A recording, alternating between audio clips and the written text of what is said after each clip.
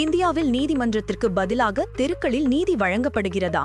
அரசியல் செல்வாக்குள்ள ஆண்கள் பெண்களின் மாண்புக்கு களங்கம் விளைவித்ததாக குற்றம் சாட்டப்படும் போது குடிமக்கள் சட்டத்தை தங்கள் கைகளில் எடுக்க நிர்பந்திக்கப்படுகிறார்களா?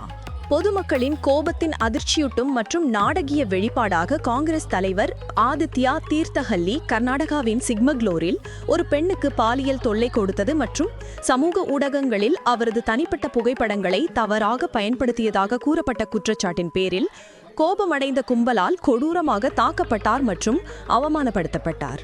இதற்கு பிறகு போலீசார் நடவடிக்கை எடுத்துள்ளனர். ஆனால் இந்த நாடகிய குது தாக்குதல் பொது நபர்களின் பொறுப்புடைமை மற்றும் இணைய சுரண்டலின் அதிகரித்து வரும் அச்சுறுத்தலின் மீது வெளிச்சத்தை காட்டியுள்ளது.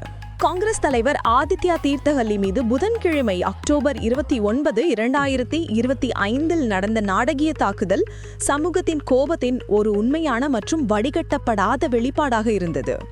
கட்சியோட இளைஞர் பிரிவின் முன்னாள் நிர்வாகியான ஆதித்யா மீது கடுமையான குற்றச்சாட்டுகள் வெளியானதை தொடர்ந்து சிக்மக்லூர் டவுனில் உள்ளவரது இல்லத்திற்கு வெளியே அவர் பொதுவில் தாக்கப்பட்டார். இந்த சம்பவத்தின் மையப்பகுதி செவ்வாய்க்கிழமை அக்டோபர் 28, 2025 சிக்மக்லூர் டவுன் போலீஸ் நிலையத்தில் தாக்கல் செய்யப்பட்ட முறையான புகாரில் உள்ளது.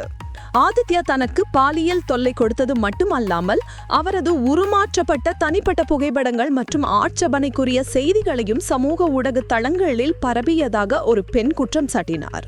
மேலும் அவர் மரண அச்சுறுத்தல்கள் உள்ளிட்ட கிரிமினல் மிரட்டலுக்கும் ஆழ்க்கப்பட்டுள்ளதாக குற்றம் சாட்டப்பட்டுள்ளது. குற்றச்சாட்டுகளின் தீவிரத்தமே இறுதிசா போம்ஸ் நடவடிக்கைக்கு வழிவகுத்தது. போலீஸ் கண்காணிப்பாளர் விக்ரம் அமைத்தே மேற்பார்வையின் கீழ் சிக்மக்லூர் போலீசார் வழக்கு பதிவு செய்தனர். சுமத்தப்பட்ட குற்றச்சாட்டுகள் கடுமையானவை. இந்திய தண்டனை சட்டத்தின் பல்வேறு பிரிவுகளுக்கு கீழும் முக்கியமாக தகவல் தொழில்நுட்ப சட்டம் மற்றும் பெண்களை அவதூறாக சித்தரிப்பதை தடை செய்யும் சட்டம் ஆகியவற்றின் கீழ் வழக்குகள் பதிவு செய்யப்பட்டுள்ளன. இவை முக்கியமாக ஒரு பெண்ணின் மாண்பை கெடுக்க டிஜிட்டல் தளங்களை தவறாக பயன்படுத்துவதை கிரிமினல் குற்றமாக மாற்றுகின்றன.